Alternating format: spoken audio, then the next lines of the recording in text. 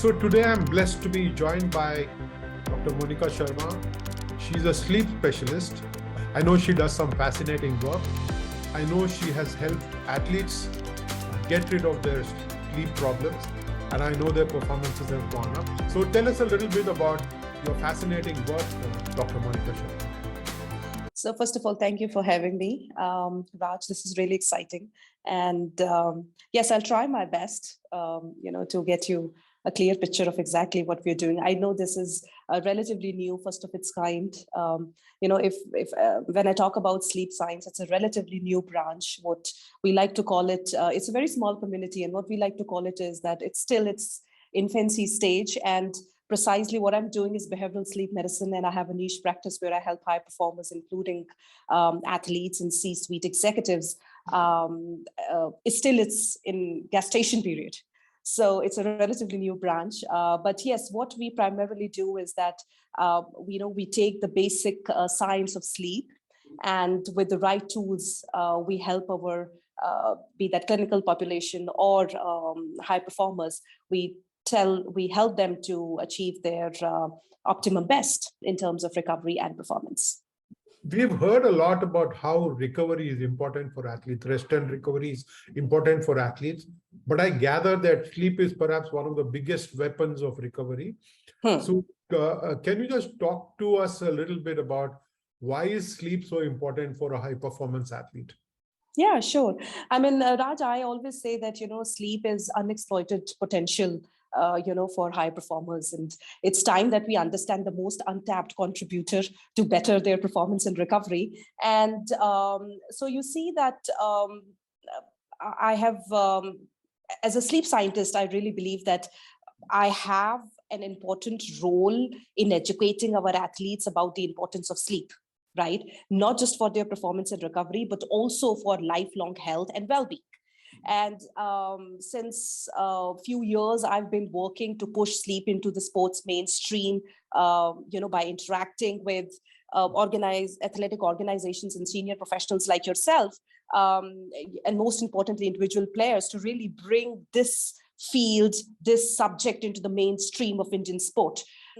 And this is especially an exciting time for us, Raj, because after the introduction of the NCAA best practices, document that prominently included sleep, globally talking, we have noticed a change in the conversation that has given athletes a safe space and the organizations the opportunity to talk about their own sleep challenges. So I think this is a great step forward for the field, the Olympics, which is an international model for promoting cooperation and helping people to strive better. So coming from them with their recent attention towards the importance of sleep health is a welcome and exciting development for us. This is an opportunity, for me to bring this conversation, start a global conversation about sleep and sport in the places where the conversation has not yet begun. From there, so what I'm doing is, that I am pushing for this acceptance of sleep's importance. And I believe with bold leadership, we can really take a step forward and bring this untapped potential, unexploited potential into the forefront of Indian sport as well. Only very recently, I was reading the Bangladesh cricket coach talking about how his cricket team set to play a test match against India would be sleep deprived because they were watching football matches late at night. The World Cup football was on at that time. And Argentina was playing, and we all know that Bangladesh is hooked on to Argentina. So it kind of begins a debate, begins a conversation about how coaches and athletes sometimes do worry about lack of good sleep. But from your own experience, from your own research, from whatever you've learned so far, Dr. Monika Sharma, can you just tell us what is the likely impact of lack of sleep? Some people use the word deprivation, but I would rather stick to a simple term, lack of sleep or inadequate sleep. So Raj, what is the worst impact that can happen to an athlete's performance when he or she does not get enough of that? Sure. So, when we talk about sleep health, we have to understand that sleep plays a very critical, a very key role in getting athletes ready to compete. And the beauty of sleep is that it has a direct, measurable, and highly predictable effect on players' performance, right? So with a basic understanding of sleep science and with the right tools, so sleep can actually be managed the way other building blocks of human performances like conditioning and nutrition, etc., are managed. So see, what I always tell my athletes is that, on a game day, winning or losing may come down to a referee's call or maybe just plain luck, but athletes need to be ready to face those influencers, right? And sleep is essentially that function of the brain, which is not just preparing you, but making you all ready, for the game day.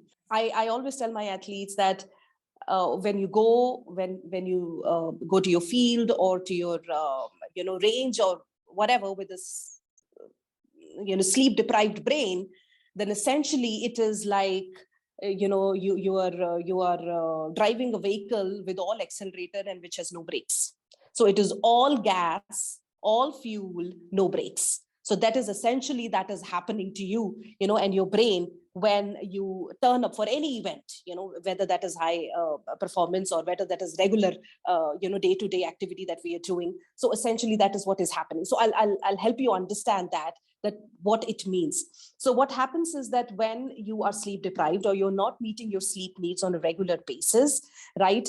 I go on to say that you're insulting your physical and your mental system on nightly basis when you're not meeting your daily need of sleep.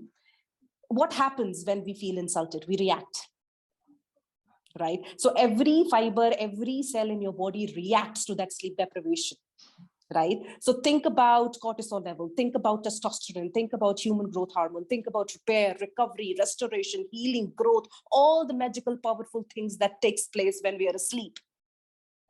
You have essentially snatched that opportunity from your brain, which comes to you, say, after whatever, 16, 18 hours of wakefulness, every single night, you have this opportunity free of cost, right?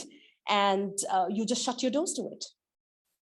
So you're essentially ripping yourself off, you're depriving yourself of this natural opportunity, the most organic, and I say enjoyable form of recovery, which is coming to you. So it is like, switching off the main button. So in the brain, we have a suprachiasmatic nucleus. So it's a little bit of neurobiology here. And every cell in our body has a biological clock. And everything needs to function. Everything needs to be done in sync with each other. So when we are not prioritizing sleep, we are essentially taking this opportunity of natural healing and recovery and growth in terms of physical repair, but also mental restoration. So yes, I mean, we need to prioritize sleep, absolutely. I mean, if anyone who's serious about their career in sports or any other, high performance business, they need to prioritize sleep. So how does an athlete understand, how does he or she recognize that sleep is either inadequate or lacks quality? Obviously, you wake up feeling weary or tired. Are there some symptoms that athletes can recognize, coaches can recognize, and can respond to? Because obviously, it's a very important aspect of recovery, as pointed out, not just for the physical aspect, but also mentally. How does an athlete recognize symptoms and then respond to it and getting the right solutions? So Raj, I always say that good day starts with a good night. So we have to understand that, as sleep experts, we are not just focusing on the 7 to 8 hours of certain amount of a sleep period. We start preparing our brain and body for sleep the moment we wake up. The moment we wake up our eyes, that's the point we start preparing. We set the tone, and that's why I say that sleep is predictable. Right? So, how you wake up, in what state you wake up, physical and mental, really determines how that sets the tone for the rest of the day, right? So if an athlete is waking up feeling tired or lethargic, or needs about half an hour, 15 minutes, 20 minutes to feel fully alert, now this is a big indicator. This is a very prominent, strong indicator that something is not going well in terms of recovery, in terms of quality, right? Whereas, when we feel like, a rock star, we are high on energy, we are fully motivated, we look forward to our day. Now that is when you are meeting all your needs. So the required recovery took place the previous night, whatever 7, 8, 9 hours of sleep that you had. Brain was able to perform its critical function. Brain was able to restore the system. Brain was able to repair the muscles and the tissues that was required, the wear and tear that takes place during the daytime. So brain was able to perform that critical function of physical as well as mental restoration when we wake up feeling like a rock star or, a $1 million, So that is one strong indicator of quality of sleep, how alert, how fresh, how energetic, how motivated you feel when you wake up in the morning. Monika, also want to know, for example, I have recognized that I'm waking up feeling lethargic and not feeling motivated enough, even though I seem to have slept about 8 hours. I was in bed for about 8 hours or so. What are the solutions, simple solutions that high performance athletes can look forward to, especially when they consult someone like you? What are some simple solutions that are easily available to them and that they must start practicing before they get any worse? So one thing, that I would like to highlight here is that the number of hours that we're spending in the bed is not equivalent to the number of hours of sleep. Yeah. So, and many athletes mistake that, right? So they will give me their bedtime, but then bedtime is not equivalent to time you're asleep. So answering your question that how do we do that? The starting point really is to get some objective data. So we have a direct lens into their brain. We get their sleep tests done. As I said, that we need to have the basic science of sleep and right tools, right? We really figure out where they stand on the sleep continuum, and we have to understand that. There's a lot of night-to-night variability, when it comes to sleep. Not all nights look alike. It's not supposed to be like that. There is no on and off switch in the brain, right? That, okay, this is my nighttime and I switch it on and, you get the night sleep. Unfortunately, it doesn't work like that, right? So there's a lot of preparation and there's a lot of discipline that goes into it, right? It's also about creating healthy habits around sleep. It's also about getting started with prioritizing sleep, right? So it has to be a very systematic, scientific, objective evaluation and assessment that I get my athletes started with. These are the real data, real numbers that we're looking at. There is no guesswork involved here, because I want to tell you that healthy athletes are notoriously poor at self-assessing their sleep. So subjective evaluation or subjective reporting of sleep is not something that we can say is scientific and systematic in nature. So as a clinician, as a researcher, what we do is that we look at the objective data by performing a certain battery of tests, which are medical in nature, which are scientific in nature, which also involve EEG, which is brain wave, which exactly tells us that when your eyes are open, eyes are closed, when you're awake, in which stage of sleep you are. So it is that sophisticated and in depth. And once we have that data, and it doesn't stop there, because as I mentioned, there's a lot of night-to-night variability. The data that I'm getting to see for tonight will be different from, if I record you say next week. So there also has to be a constant monitoring. So once we have this data, I have a good idea of my athletes' sleep patterns and trends. Then we sit down and we start working on the strategies. So the starting point really is objective evaluation of their sleep.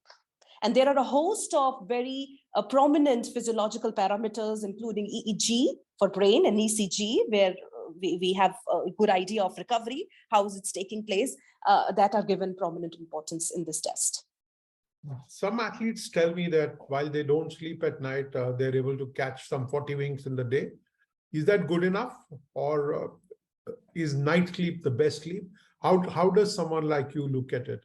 I mean, in a 24-hour cycle, is it important to sleep at night alone, or can high-performance athletes make up by sleeping in the daytime as well? So Raj, we have to understand how biology works. So sleeping at night will get you different results and different quality versus sleeping during the daytime, right? Now, addressing the second part of the question, which is that can they catch up on sleep? We really have to be clear on this part. There is only limited catching up or the catch-up game that we can play when it comes to athletes. So getting consistent high quality Z's at night at first place cannot be completely compensated by daytime napping. So napping is a very tricky and a whole big topic, and it's always context based. So yes, if you are traveling, if an athlete is traveling and it is pre-season and there's, there are media commitments to take care of, there's a lot of traveling, there is personal life, there is social life, and there's so much happening, right? And then if you can spare some time and catch up on sleep, play that catch-up game, that's good. But you have to keep that in mind, that unless it is coming from a sleep expert and it is a part of your training. So when I am training my athletes, as I said, that it's not just 8 to 9 hours of so-called sleep that we are looking at. It's a 24-hour period that I'm designing for them. So they have a scheduled napping. Also, naps work for some, naps don't work for others. So it is very context-based, but then yes, athlete who's always on go, traveling and the training loads are high and it is pre-season, and all of that, if they get an opportunity to catch up on lost Z's, they must. Just a couple of questions remain. While this was the theoretical part, I think, if I might say so, how has your own experience been with Indian athletes? Because from whatever little I understand, there are only a handful of athletes who appreciate and embrace sports science.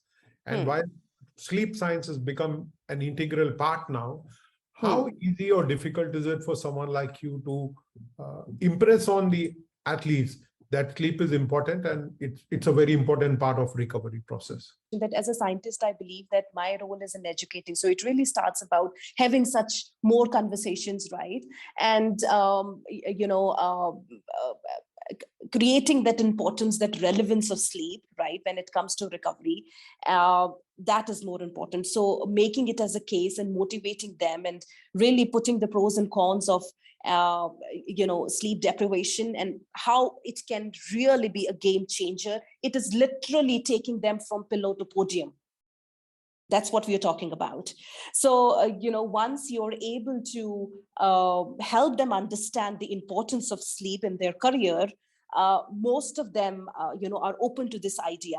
But I really think that, as I mentioned, that, it has not been a cakewalk for me. And I'm really trying hard to push for this acceptance of sleep, sleep's importance, and I need more professionals like yourself and athletic organizations and agencies like, who can have that board leadership position, where they highlight the role of sleep, because it comes from top to bottom.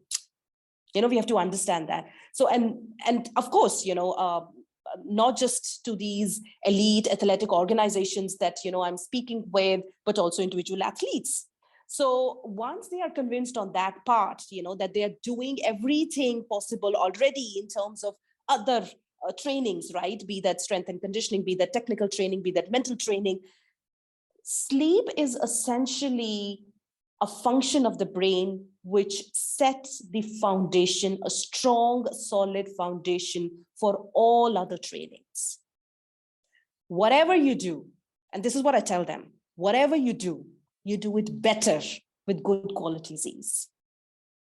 So, when I'm able to speak to them and highlight, the role that sleep serves as a function of, say, cognitive reintuition, particularly in the maintenance of attention mechanism, when that help them understand how sustained attention and quick reflexes, when we talk about hippocampal gray matter, when we talk about acquisition of motor skills, when we talk about motor learning, memory, consolidation, all of that, when we're able to talk how sleep can really help you up your game, the set of not just physical, but also cognitive skills, when we are able to cross that barrier, we meet success.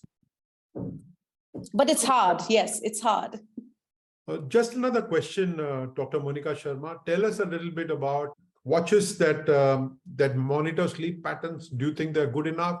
or is it, or do we need to do something more to understand what our sleep pattern should really be? Yes, Raj, I always tell my athletes that a watch is only good at telling you the right time. So let's just treat it like that. So when it comes to trackers, say sleep trackers or these devices, that the market is flooded with, it's a little bit of black box. And so we have to be very, very careful in picking up those devices, because as a sleep scientist, what is important for me is to look at the reliability and accuracy of the data and the numbers that we get to see every single morning. And I will also, like to highlight that not every athlete is a good fit for these devices. So there are times when athletes will approach me with, these fancy gadgets and, trendy things that, so I tell them that, look, we need to have a conversation about it. We need to find out whether you are a good fit for it or not. Just because you can afford it or it looks nice wearing it, on your wrist, is not the right way of proceeding. So as I mentioned, that there's a little bit of black box here, so we have to be very, very conscious, and we have to be very, very particular about the devices that we are using, keeping in mind the reliability and accuracy of the data that they are showing us the following night. Because see, by the end of the day, these are the numbers that we'll be looking at and working on the strategies, right? And if we are getting faulty numbers or incorrect numbers, then you can imagine that where if it is data-based interventions that we are giving them, then where it can lead to. So we have to be cautious, when it comes to these sleep trackers and these devices. Good. And while the athletes will take time understanding the importance and seeking help, how has the response been from the coaching fraternity and maybe even the sports administrators? Because I know that someone like Abhinav Bindra, India's first Olympic Games individual gold medalist, has been promoting the importance of sleep. He himself recalled that he spent an anxious night before his event in Beijing in 2008, actually. Now, when you look at someone like him promoting the importance of sleep, is there greater acceptance among more experienced athletes, among officials and among coaches than among the younger athletes who seem to live up life and want to do the best they can? While they want to do the best, they don't want to miss out on the good things of life. So as I mentioned, initially that, statements coming from NCAA and IOC recognizing the importance of sleep and including it in their statement, in their statements, in the position statements, giving it the prominent, I would say, a VIP seat in the front rows rather than sitting somewhere there at the back seat. This is really exciting, and this has helped a lot of athletes to come forward and discuss about their struggles with sleep. And on record, I can tell you that whenever we have conversations, so we have a very small community globally, right? There are not too many practitioners in this field with this niche practice. So whenever we are, having a conversation and updating each other, things are changing. We are in the process. And we need people like you and me more, who can bring this conversation, as I mentioned, in the forefront, and, give our athletes a safe space to come forward and talk about their struggles with sleep.